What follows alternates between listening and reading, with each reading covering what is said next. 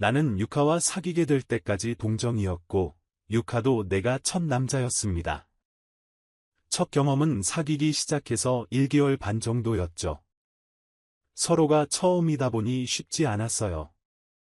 반쯤은 동거 같은 생활을 시작하고, 나랑 유카는 여름 방학에 어디 갈까? 라는 생각에 매일같이 들떠있는 상태였습니다. 하지만 그런 행복한 날은 그리 길게 이어지지 않았습니다. 잊을 수 없는 7월 10일, 악몽의 날이 온 것입니다.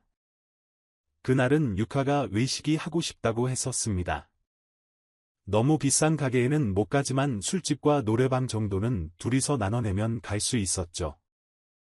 2시간 가까이 찾으러 돌아다닌 끝에 겨우 어떤 유럽식 선술집에 들어갈 수 있었습니다. 좌석에 앉은 내 옆에는 회사원 느낌의 3명이 앉아 있었고, 유카의 옆에는 보기 드문 외국인이 2명 있었습니다. 유카와 이야기하던 중 유카의 옆에 앉아있던 2 외국인이 끼어들었습니다. 그들은 일본에 있던 기간이 오래되었었는지 유창한 일본어로 말을 걸어왔습니다. 처음에는 유카도 나도 좀 꺼려졌지만 우리끼리 하던 이야기보다 재미가 있어 조금씩 마음이 풀렸습니다. 2 사람은 미군 병사로 오늘은 휴가차 여기에 왔다고 했습니다. 한 명은 백인이고 또 한 명은 흑인이었죠. 나는 키 175cm에 그럭저럭 괜찮은 몸이었습니다만 그들은 나보다 훨씬 큰 덩치를 하고 있었죠. 아마 둘 다 190cm 정도 되지 않았을까 싶네요. 둘이서 여름 휴가 계획에 대해 이야기를 하고 있다 보니 어느새 외국인과 같이 4명이서 분위기가 올랐죠. 그러던 중 외국인 중 한 명이 한 잔 쏜다고 말하고는 나와 유카를 위해 맥주와 와인을 주문해 주었습니다. 그때는 아무 생각 없이 술을 얻어 마셨습니다. 지금 생각하면 이게 실수였습니다. 다 마시고 나서 조금 뒤부터 서서히 졸음에 밀려와 그 후로 기억이 없어요. 나도 유카도 술에는 어느 정도 강한 편이어서 필름이 끊길 정도로 마신 적이 없었는데 말이죠. 그리고 어느 정도 시간이 지났을까? 서서히 정신이 들어 둘러보니 낯선 방에 있는 것을 깨달았습니다. 그 방에는 이상하게도 창문이 전혀 없는 방이었습니다. 눈앞에는 사람처럼 보이는 무언가가 보입니다. 그것도 큼직한 2 남자가, 그리고 영어로 뭔가 짓거리고 있습니다. 좀 더 정신을 차리자 큰 남자 2 사람 사이에 또 한 명. 그래, 남자 2 사람 사이에 있던 사람은 유카였습니다. 나는 그 광경을 본 순간 정신이 완전히 돌아왔습니다. 유카. 너희들 뭐 하는 거야? 겨우 눈을 떴네? 백인 남자가 유창한 일본어로 묶여있는 나에게 이렇게 말했습니다. 나는 필사적으로 유카의 곁으로 걸어가려고 했지만 꼼짝할 수 없었습니다. 네, 나는 손발은 물론이고 몸 전체가 꽁꽁 묶여 있었습니다. 그런 상태였습니다만 어쨌든 열심히 유카의 쪽으로 가서 돕겠다고 필사적으로 꿈틀거렸습니다. 그러던 중 외국인 2명에게 퍼부은 내 욕설로 유카가 눈을 떴습니다. 아직 정신을 차리지 못한 듯 유카는 자신이 어떤 상황인지를 모르고 있었습니다. 하지만 그 상황을 이해하는데 그리 오랜 시간이 걸리지는 않았습니다. 단 몇 초 만에 상황을 이해한 유카는 비명을 질렀습니다. 그리고 2 사람의 외국인에서 벗어나려고 했습니다. 능숙하게 별로 서두르는 기색도 없이 둘은 유카가 꼼짝 못하게 억눌렀습니다. 유카는 2 다리를 바둥거리며 비명을 지르고 필사적으로 저항했습니다. 유카의 얼굴을 보니 통증에서 해방된 탓인지 실신한 것처럼 눈이 뒤집혀 있었습니다. 그러나 악몽은 이것으로 끝나지 않았습니다. 얼마나 시간이 지났을까요? 아마 5시간 했을까요?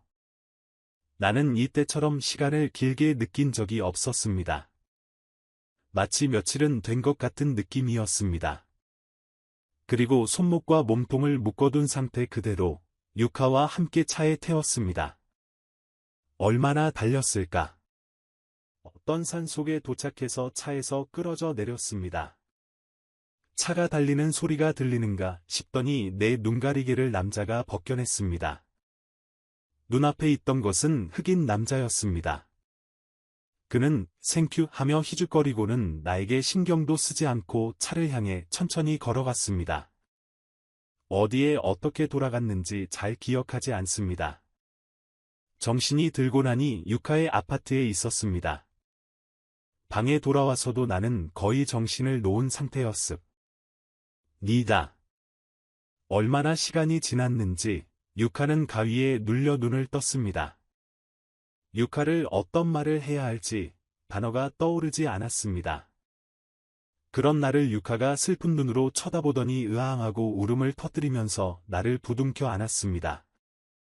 나도 그런 유카를 꼭 끌어안아주는 것밖에 다른 방법이 없었습니다.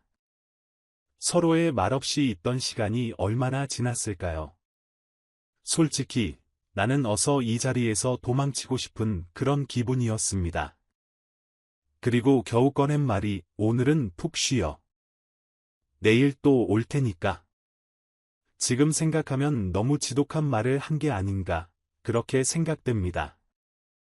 어느새 이미 저녁이 되었습니다. 나는 전차를 타고 집으로 돌아왔습니다. 전차 안에서 유카에 대한 죄책감과 나 자신이 무얼 어떻게 해야 하는지도 모른 채 머리를 움켜쥐었습니다. 귀가하고 나서도 잠들지 못하고 다음 날 아침이 되었지만 나는 학교에도 가지 않았습니다. 물론 유카에게 연락도 하지 않았고요. 그렇게 3일 정도 지났다고 생각됩니다. 친구들이 왜 그래? 무슨 일이야? 유카도 안 오던데 등이라고 말했습니다. 나는 적당히 둘러댔습니다. 그리고 나서 일주일 후쯤이었다고 생각합니다. 나는 그때까지도 유카에 연락하지 않았습니다. 그러나 항상 밝은 모습이었던 유카와는 다른 모습이었습니다. 당연하다고 생각합니다. 그런 일이 있었으니. 유카의 친구들도 걱정스러운 마음에 이유를 물었지만 유카는 적당히 둘러대고 있었습니다. 유카가 필요한 시기에 어떻게 해야 하는지 스스로도 모른 채 나는 결국 그대로 쭉 아무런 행동을 하지 못하고 있었습니다. 당연히 그 뒤 유카와 나 사이는 멀어졌습니다. 그런 상태가 4개월 가까이 이어지던 어느 날 갑자기 유카로 부터의 전화가 있었습니다. 나는 유카의 전화로 그 일을 듣고 또 나 자신이 어떻게 해야 할지 모르는 채 공황 상태에 빠졌어요. 잠시 입을 다물고 있었더니 전화 소리로 유카가 울고 있는 것을 알았습니다. 나의 공황 상태는 끝까지 치달아서 내가 무엇을 했는지 기억이 없이 한두 마디 유카의 이야기를 하고 전화를 끊었습니다. 그로부터 10년 가까이 지났습니다. 몇 년 뒤에 지금의 아내와 만나게 되어 결혼하고 아이도 생겼지요. 전혀 연락이 없습니다. 남자로 최악의 행동을 해버린 저는 지금은 참회의 마음으로 가득합니다. 지금 나는 자그마한 행복이지만 행복하게 살고 있습니다. 유카도 행복하게 살고 있을 거야라고 그렇게 생각할 수밖에 없는 나는 역시 비겁자네요.